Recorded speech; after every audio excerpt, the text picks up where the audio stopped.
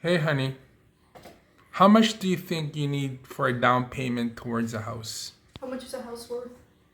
I don't know. $1 million? 200, 300? That much? Do you have that much to lend daddy? Nope. Not $55. Nice. You got more than me. Mga atit mga kuya, welcome back to Kuya Puto's channel. So, itong video na to, pag-uusapan natin kung paano kami nakapag-save ng down payment sa bahay namin. At least our first house. Let's go!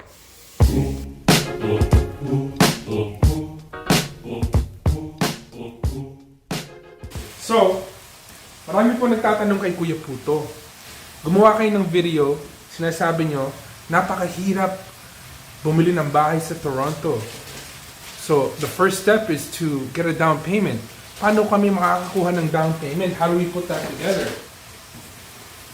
Paano nyong ginawa yung down payment ninyo? Paano kayo nakapag-save? Yung po tinatanong sa amin. So, you have to understand, guys, dati po, when we first bought our first house, the climate was different. Yung hindi pa ganun kamahal ang mga bahay. So the requirements, they were a lot different than the requirements today, di ba? So, kami po ni Mrs., ginagawa namin every year, hinihintay namin yung bonus namin sa trabaho namin. So, dumadating yung bonus namin mga December, around there, just before Christmas. And we never, ever, and I mean we never, ever spend it. We put it away. We put it aside. Pero hindi po namin naisip, kahit minsan, na yung savings na ginagawa namin dati with our bonuses, that we were gonna put that towards the house. Dahil yung mindset namin dati, iba. You know, I was thinking maybe buy a car, buy a sports car, si Mrs. maybe buy a bag. Pero nung medyo tumanda na kami, our mindset changed. Naisip namin, itong mga these things that we're trying to put this money away for, there's no return on investment. Doon kami nag-isip, hey, you know what, maybe we should use this for a house. So long story short, nag-umpisa po kami by saving our bonus money and putting it aside. Dati po, yung mga bahay, mga 120, 130 lang po. Not like today. Today, a house is like $1 million. Is this the one That's the big. the pot? That's the pot. So isipin nyo, kung bahay dati 100,000 lang, si Mrs. Kailangan lang namin was really $5,000 in closing costs, right? Yun ang mga tinatanong ng tao ngayon. Ano bang kailangan strategy na gamitin para makapag-ipon kami enough money to put towards a down payment in today's market? That's a little bit challenging. Dahil kung hihintayin niyo po yung bonus niyo, I don't know, if you make $1 million a year sa trabaho niyo, ibang sitwasyon yun. I'm pretty sure malaking bonus. Pero the average person dito sa Ontario is making $55,000 a year. So isipin niyo, ilang taon yung bubunuin yun, ilang taon yung kukumpletuhin yun kung makakuha kayo ng bonus every year. You know, baka maybe it'll take like 50 years, maybe more, before you can put together enough money sa down payment, di ba? So ano bang strategy kailangan gamitin? Just use that. Okay, don't touch this one. Okay? Anong bagong strategy ba talaga ang kailangan gamitin ng tao? What are you trying to do? Turn it on. This one? This one. Oh, okay. Turn it on. My wife almost burnt our house down.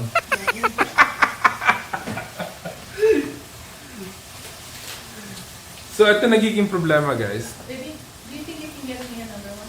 I'm not. That's enough. That's more than enough. That's gonna be more than enough. Trust me.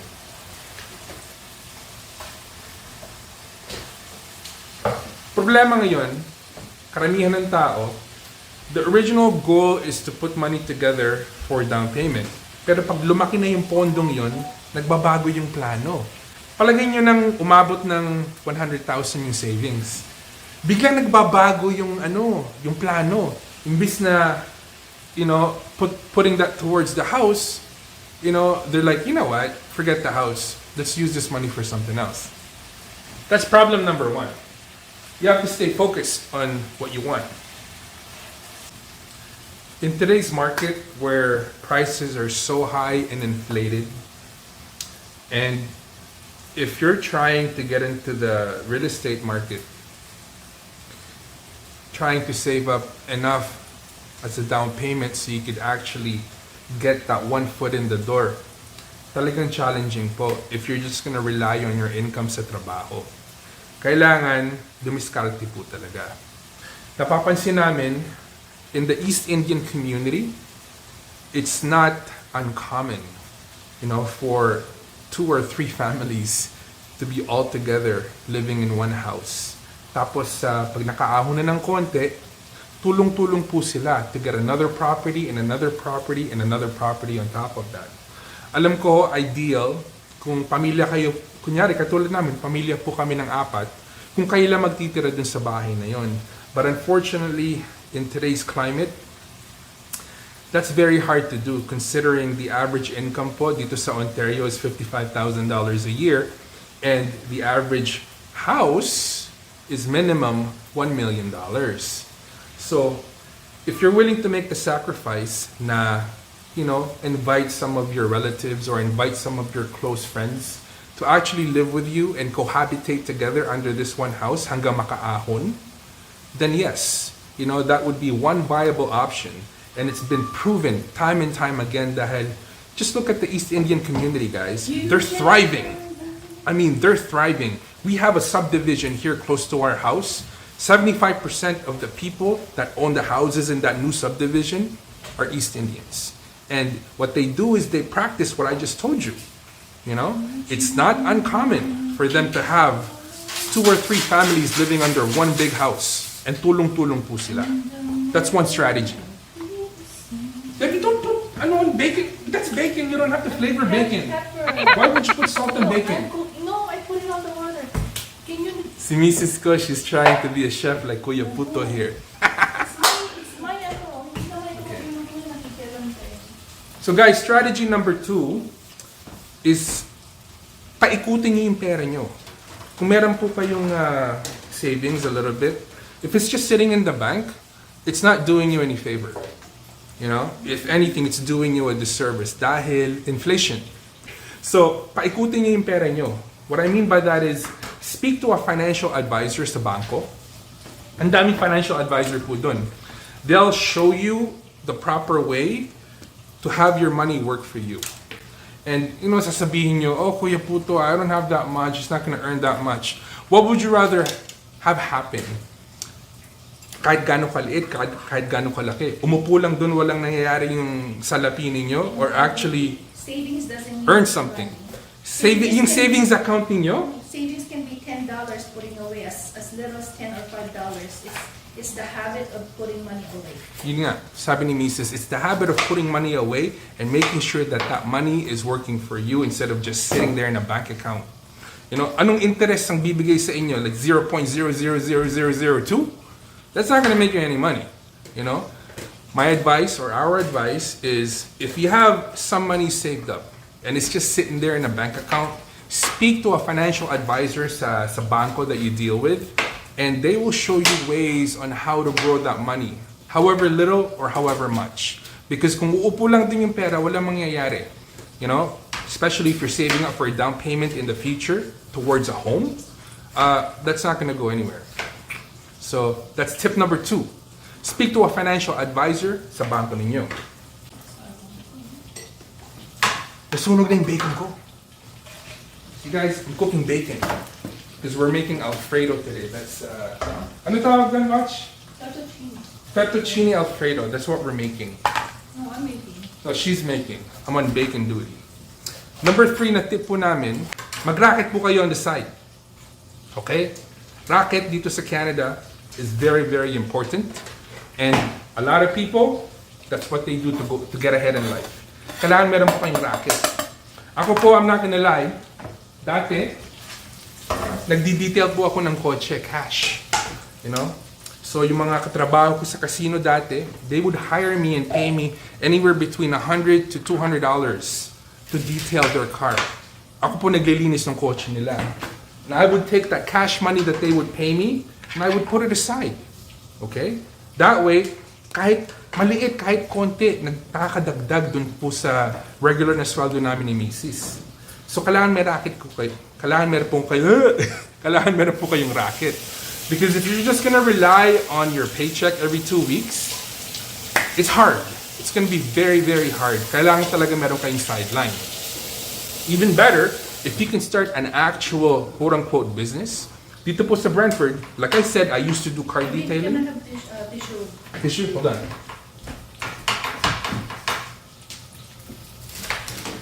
So yes, guys, I used to do car detailing.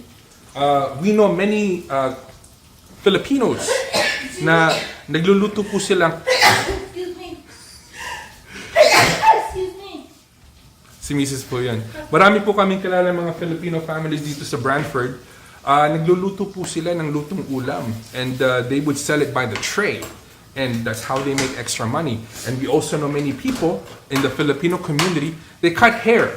They're not making any money off me, dahil wala akong buhok, but they cut hair and they do makeup. And that's an amazing sideline. And si Mrs. po, meron po siyang kilala, gumagawa nung pilik mata. What do you call that? The eyelashes and the eyebrows. Napakagandang sideline po yun, and it's all cash. So the message, what is the message, Kuya Puto? Make sure you have a sideline. Make sure you have a side racket or a side business because, you know, it will help in the long run. Don't just rely on your income from the job that you have. So guys, number 4 na tip ko, pagtatawanin niyo ako, pero totoo to. I really wish you get me the monkeys. Nag-i-interrupt si Kung Mrs. mabait ka, kukuha mo ako ng Alfredo. Rinig niyo yun? Inuutusan na naman Daddy, ako. Anyways guys, number 4 na tip ko. Kung super bait ka, bibili mo ako ng Alfredo sauce. I want this to be Ito niyo yun. perfect. Anyways guys, number 4 before I got rudely interrupted. I don't need Alfredo sauce. Galing po to kay Kuya Puto. Sa experience ko lang to. Maghanap kayo ng asawang mabuti. Totoo yun! Alam niyo kung bakit? The power of 2 is way stronger than the power of 1. Lalo na po, if you find, or if you're lucky enough to find a partner that shares the same goals, shares the same mindset with you, napakalakas po nun. Para kayo may superpower nun. Totoo yun. Dahil isipin nyo, ngayon, dalawa na po kayo magtutulungan. Ngayon, dalawa na po kayo, magsisave para dyan sa down payment na yan. That's the power of 2. Totoo po yun. Magtawa po kayo all you want, but that's the God's the honest truth. Dahil isipin nyo, kung bubunuin nyo yung down payment na yun, kayo lang mag-isa, baka tumanda na po kayo in this climate right now that we have, you still won't be able to save enough. Pero kung dalawa po kayo na kumikilos, na dumidiskarte, na nagtatrabaho, kailangan pa rin ng butter, mas madali po buhay. Tsaka mas masaya ang journey. And that's what it's all about. Yes. I think that's it. So guys, sana naman nakatulong to kahit konti. Yung pong 4 tips na sinabi ko sa inyo, those were the things that Kuya Puto implemented for us to be able to enter the housing market. Alam ko, it's a different time. It's a more complicated time. But the basics don't change. If you just follow the same principles, the principles don't change. If you just follow the same ones, apply it differently, and apply it accordingly, you will reach your goal. So, yes, sana naman po nakatulong to, kahit konti lang. And if you have not subscribed to our channel, subscribe naman po kayo sa channel ni Kuya Puto para we can grow this as big as we can. This is Kuya Puto Mendoza, wishing you good night, good morning, good afternoon, wherever you are in the world. Stay hungry, stay humble, keep your hustle strong. Itanong mo sa akin kung sinong aking mahal.